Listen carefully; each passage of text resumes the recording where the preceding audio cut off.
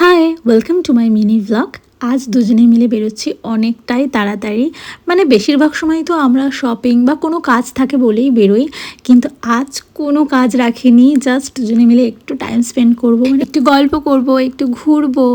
আসলে এত ব্যস্ততম জীবনের মধ্যে সেইভাবে আমাদের কোয়ালিটি টাইম স্পেন্ড করা হয়ে ওঠে হয় না, তাই জন্য হাতে সময় রেখে দিনের বেশ অনেকটা আগেই আমরা বেরিয়েছিলাম। আর প্রথমেই গিয়েছিলাম পাটুলিতে, ওখানে ও একটু চা খেলো আর আমি একটু কফি।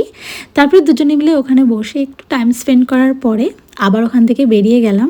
আর যেতে যেতে রাস্তায় না আমি এই একটা ক্রকারির দোকান পেয়েছি। এখানে ভীষণ রিজনেবল প্রাইসে তোমরা ক্রকারির জিনিসপত্র পেয়ে যাবে।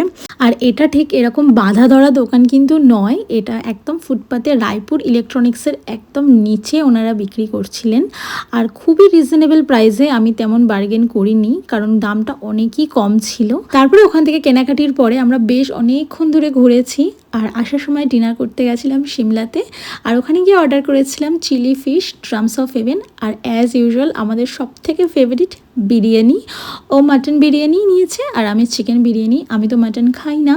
আর আমরা কিন্তু সাউথ কলকাতাতে বেশ অনেকগুলো রেস্টুরেন্টে বিরিয়ানি খেয়েছি, বাট আমার কিন্তু বেস্ট লাগে সিমলার বিরিয়ানি। তো তারপর তো খাওয়া দাওয়া করে আমরা বাড়ি চলে এলাম। আর আমি নিয়েছি এই ক্রকারির সেটটা, এটার কিন্তু কোয়ালিটি বেশ ভালো। আর আজকের মতো এইটুকু ভিডিওটা, যদি ভালো লাগে অবশ্যই সাবস্ক্রাইব করো। বাই।